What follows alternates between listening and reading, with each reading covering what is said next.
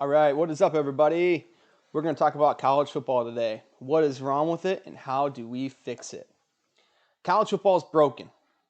Don't believe me? Take a look at this graph. You probably have no idea what that means.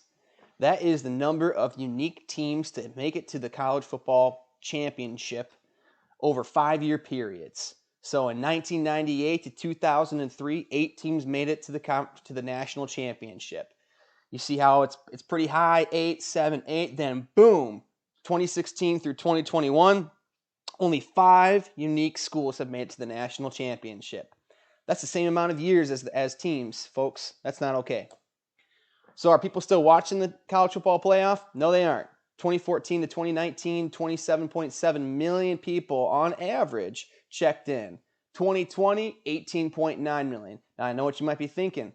Was that just COVID? No, it was not. Because look at the CFP semifinal ratings. 2014 through 2020, 20.9 million people on average, right? This year, it was 16.3 million people that checked in. Not great, not good. There's a problem here, folks. We don't have enough parity in college football. The same old teams are getting there. Why? 3 problems. Number 1, college football playoff. There's problems with that. Number 2, transfer portal. There's issues there. Number 3, you're probably not expecting this, but conference sizes. I know what you're thinking. What does it have to do with any of this? I'll show you. What's wrong with the college football playoff? Well, let's make this into a story. Go back to 2008.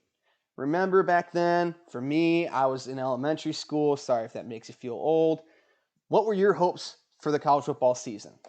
Well, I'm an Ohio State fan, but whoever you're a fan of, just locate them on this preseason top 25 list, see where your team is at, and ask yourself, what were your honest expectations for your team?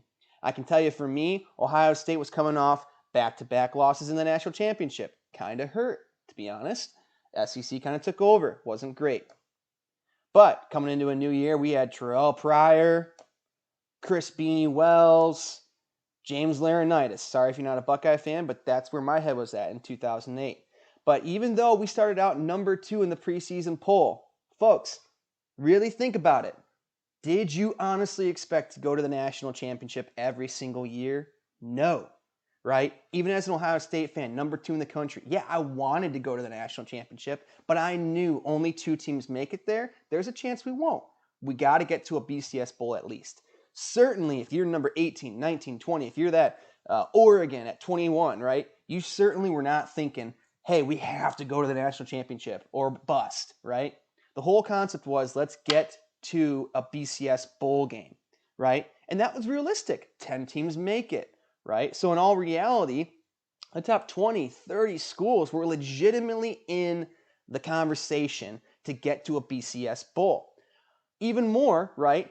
Conference championships. They mattered back in the day. The whole concept of we got to win our conference and maybe get to a BCS Bowl would be great. In all actuality, you could be the number 20 team in the country and win your conference. There was more success to go around. For my Buckeyes, we lost to Texas in the Fiesta Bowl. Kind of sucked. But honestly, at the end of the season, I look back and I went, that was pretty successful. We were a good team. The expectations were different. So now it's 2021. What are your hopes for this season? Uh-oh. Things change. Only 4 teams make it to the playoff, and yet everybody expects to go there. We added 2 teams into the national championship mix.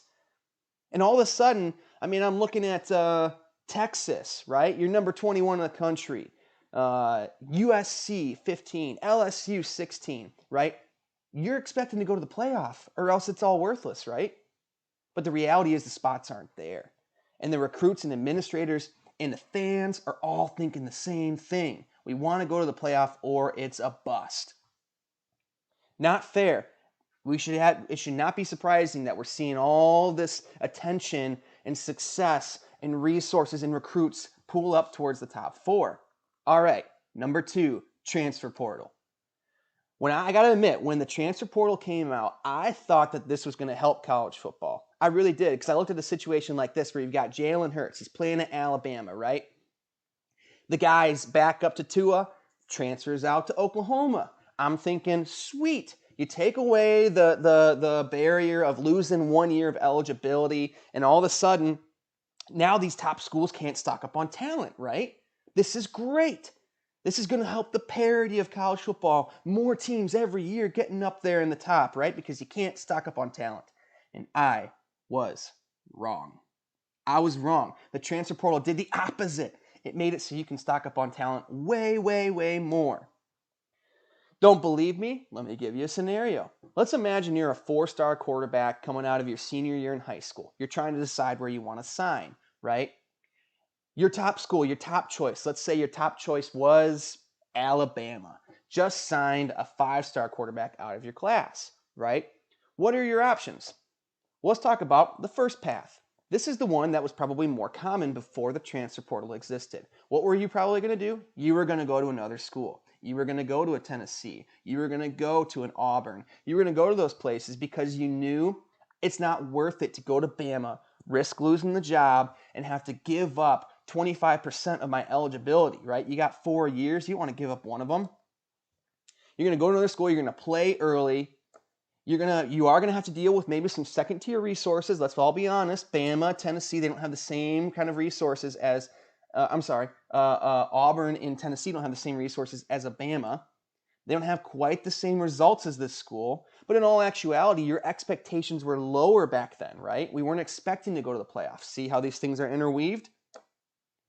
But you did have to ask yourself, hey, an Auburn, a Tennessee, are they actually going to be good in 3 years? I don't know. I'm going to be a freshman. I have no clue how good they're going to be my senior year, right? But guys would still choose this path because at the end of the day, it wasn't worth it to lose that eligibility. And the expectations were lower, so you could go to a Tennessee and know, hey, they're in the running for getting to a BCS bowl, for winning the conference championship. All right, path 2. I'm laboring on this too much. This is the path that people go to this year, right? Or now with the transfer portal. Look at Ohio State. Ohio State had 4 quarterbacks on their roster this year that were 4 stars and 5 stars. They had C.J. Stroud, Kyle McCord, Jack Miller, and Quinn Ewers. Why the heck would all those guys go to the same school? Because this is the path that people are going to now, because it's the path that makes the most sense. You still go to your school. You would still go to Bama. You're going to compete with the best, right? Iron sharpens iron. You're going to be playing against the best guys in practice every single day. You're going to get first-tier resources, right? We're talking about your trainers. We're talking about the locker rooms. We're talking about everything, right? You get to have the best resources to develop as a player in your first 3 years. First-tier results, right? If you're going to go to a school, why not go to the school like Bama or Ohio State that are churning out these NFL products, right? Go where you know the success is at. What's the worst case scenario for you? If you go to a Bama and you lose to this 5-star stud they just signed ahead of you, you might turn into this guy. Recognize this guy? He's playing in the Super Bowl now. That's Joe Burrow. The guy won a Heisman. The guy won a national championship. So what happened with Joe Burrow? He went to Ohio State. He learned from the best. He went to what's probably in a lot of people's minds the new QBU. Maybe, maybe not. I don't know. He went to Ohio State. He competed against the best. And after his 3rd year, what did he do? Went to LSU. Plugged himself into a school that pretty much had everything except for that quarterback. Much higher percentage results. So what would you rather do? Go path 1 where you have no clue what your school is going to look like in 3 years? Or go path 2 where you learn from the best and then plug yourself into a much higher percentage chance situation? Oh, for sure you're going to go path 2. And that's what everybody's doing, right? Now, I know what you might be asking yourself, Paul. Might be going, hey, Paul, how does this still benefit Bama, Ohio State, Georgia, Texas A&M? How does it benefit these schools if these guys are transferring out? The answer is easy, right? Ohio State gets to decide which quarterback they think is the best, and they let everybody else keep their sloppy seconds. Now, if you don't believe me, the proof's in the pudding. Take a look at the recruiting results, right? The 3,000 plus point threshold for rivals, right? For 247, for a lot of these recruiting sites, that is the mark of an just amazing recruiting class, right? From 2003 to 2018, we saw 4 such classes happen. And it won't surprise you that they happened with some pretty amazing prestigious teams. I'm talking 2006 USC. I'm talking 2009 Florida, right? But from 2019 to 2022, the years after the transfer portal, we've now seen 11 of these such recruiting classes. In 2022 alone, we see 4. Get that. 4 for 15 years between 2003 to 2018, 4 in 1 year in 2022. The proof's in the pudding, y'all.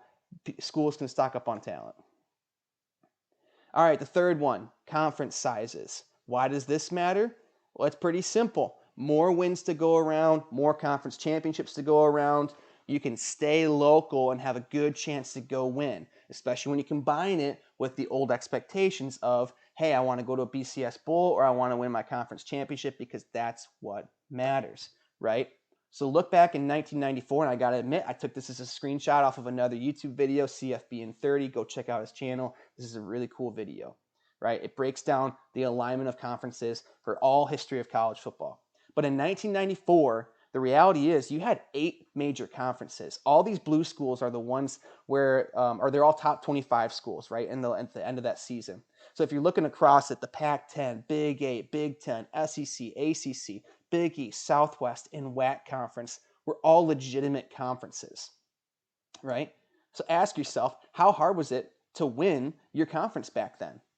If there's only 8 teams or 10 teams in your conference, look at the Big 8, right? You're recruiting, you can go, hey, I can go to a middle of the pack school and have a good chance of winning here. More wins to go around, more conference championships, more diversity in college football. 2018, you all know where I'm going with this. There's only 5 major conferences. Every resources are all pooling up into a few conferences who are going out and grabbing teams just so they can get more and more money. Soon we might be down to 4 major conferences. I have no idea how the Big 12 is going to turn out now that Texas and Oklahoma are leaving and a lot of that money's leaving. So ask yourself, how hard is it to win your conference, right? If there's 16 teams, or maybe one day we're to 20 teams, are you as a recruit going to actually go to one of those middle schools? No, because it's too tough to win your conference. There's not enough wins going around. It's not great. So what do I propose for college football? Here it is. Behold, the new college football realignment and structure. We're going to break it down to 9 regional conferences. Now, I know what you might be asking yourself. Paul, college football is not regional anymore. Doesn't matter, folks, right? If there's more wins to go around, more conference titles to go around, the reality is more of America is going to stay in touch with college football throughout the year. So as a result, right, we're going to see more viewership, and there's going to be more money to go around for college football. You know who won't like this? The existing conferences, the big-time schools who have a grip on everybody else. So I don't know if this would actually ever happen, but it's what should happen. It's what would make the most money for college football at large. Unfortunately, every single conference is its own entity. If this was the NFL and all these schools were actually under the headship of an overall system, which the NCAA does not fulfill, then the reality is that overarching system would go, guys, we got to keep more of America in touch with college football. It's better for us. There's more money. So what do these conferences look like? Check it out. Look at the regional pride, regional rivalries. This is going to be amazing. So first we have the Northwoods Conference. I'm talking Oregon State versus Oregon, Washington State versus Washington, Boise State. We all know they belong with these schools. The Mormon battle, right? Sorry. Utah, BYU, right? And then we get sort of that mountainous pride between Wyoming and Colorado. Sorry, that didn't make any sense. Southwest Conference, all schools between Arizona, Nevada, and California, right? Let's see all these schools duke it out. They belong together. The Red River Conference, all schools from Oklahoma and Texas, right? Watch all these schools duke it out. How awesome would this be to see, right? How awesome would this be? The Southeastern Conference, we take a lot of those SEC schools, we throw in the other schools that make geographic sense. Memphis, Louisiana. The Sun Peach Conference, Georgia, Florida schools, put them together, watch them duke it out. We know this will be awesome. Georgia State, I know you might be asking yourself, why them? They're actually a really big school. They're the biggest school in Georgia outside of Georgia Tech in Georgia. They might even be bigger than one of them. The Appalachian Conference, all of these schools between East Tennessee, North Carolina, South Carolina, and then we throw in West Virginia because we know they fit in with these kinds of schools. The New England Conference, right? How awesome would this be? We get our Virginia schools. We get our kind of New York, Boston schools. We throw in Penn State and Pittsburgh. It's going to be great. The Midwest Conference. Keep Kentucky and Louisville together, right? Let's put in Notre Dame with Michigan and Michigan State. Ohio State finally has to duke it out with Cincinnati. I'm an Ohio State fan. It's what's necessary. The Great Plains Conference, right? You can see who it is. Awesome rivalries, Iowa, Iowa State, Minnesota, Wisconsin. But the one I love, let's bring in North Dakota State, right? This would be the perfect conference for them to jump in. Personally, if it's me, I think they could compete with these schools. I think it's the perfect fit. All these schools are kind of in that like top 30, top 40 realm. I don't think North Dakota State would be too far out of their league. It'd be the perfect jump versus if they were trying to jump into like maybe like the Big Ten right now. Get them right in there, get the money flowing in North Dakota State, let them battle for it. Some of you out there might be going, hey, I'm a Purdue and Northwestern fan. What would that look like? Well, if we had to, compensate for you, I guess, then what we would do is we would make the Great Plains Conference a 10-team conference and the Midwest Conference a 10-team conference. And this is what it would look like. Group conferences, I won't spend too much time on this, but we got the River Valley Conference, the Colonial Conference, South Coast Conference, Deep South Conference, and the Pac West Conference. How would this structure look? Well, here's what we would do. We would have 9 power conferences with 9 teams each, 9 by 9. All conferences play 8 conference games, so you play everybody. We're going to know who's the best. 3 non-conference games, maybe we go to 4 if we're okay with playing that many games in the season because we are going to have a 12-team playoff. The top 2 teams in each conference would advance to their conference championship. No more divisions. Why do you need them if you have 9 teams? You don't. So let's just get the top 2 teams from each conference in there. Let's figure out who the best schools are. This will be perfect. 12-team playoff. All 9 power conference champions are automatically qualified. And then we get 3 at-larges, right? That's huge. The automatic qualifications, right? Why is that huge? Because all of a sudden, think about how recruits and fans are going to look at this. Think about how this keeps everybody interested all across the country, right? In the Northwoods Conference, all of a sudden, Oregon, Boise State, Washington, maybe Utah, they're kind of the big dogs in this conference. And these other schools aren't too far off from getting into that playoff spot. The Southwest Conference, who are the big dogs in this conference? Probably USC, probably Stanford, but not too far off of some of these other schools. Look at who the big dogs are in each conference, right? Look at how this all plays out. You're going to have way more attention span across the country throughout the season. I mean, look at the Northeast Conference, right? The New England one. You're going to have Penn State staying in touch, right?